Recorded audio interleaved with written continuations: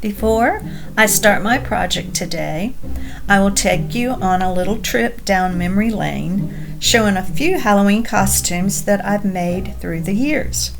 I also included a few outfits that could be used as Halloween costumes if you enjoy dressing your doll for Halloween.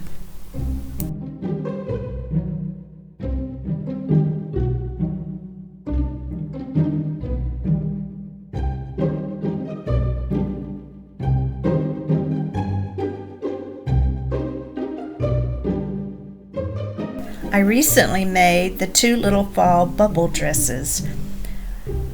Directions are included in a recent video. And definitely don't forget to check out my blog, where I challenged myself to make 30 different tops in 30 days. I picked out two outfits that could be worn during this season. One is the little boho outfit, and one is the little pumpkin shirt shown in this picture. I have three items from the Dollar Tree today. I have the felt, the socks, and some grosgrain ribbon. I used the felt to make the shoes, but Dollar Tree's felt is limited in their colors, so I used the felt from Walmart. They sell squares for 27 cents each. My first step was to sew 3 strips of the felt using a top stitch. The felt strips were about 2 inches wide. Next, I cut a candy corn shape. You could trace it from a coloring book or the internet. I cut the large size and a smaller size candy corn, and I actually cut out more than I needed, and I ended up finally using 5 big and 5 little.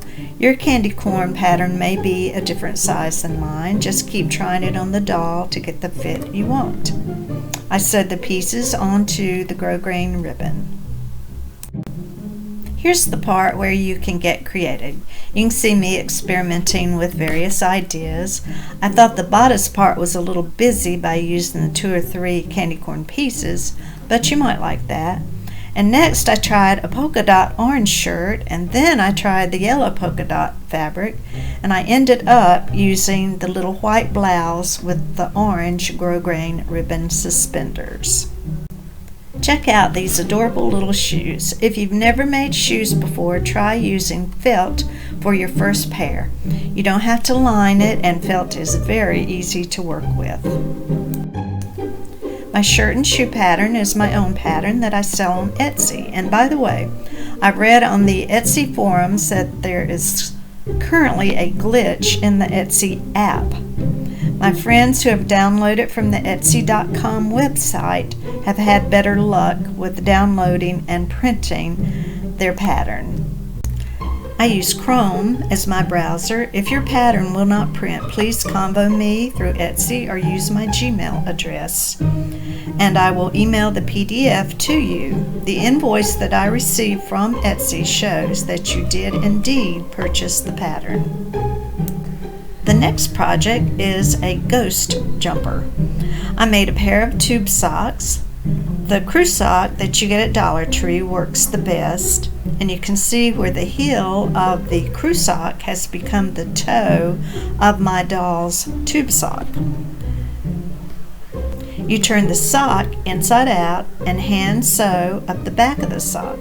Stitch with your machine if needed. Gather a strip of white fabric and top stitch it onto the white grosgrain ribbon. You can draw directly on the white shirt, or you can draw a ghost on the Dollar Tree felt and use it as an applique for the shirt. I love the mismatched socks on this outfit.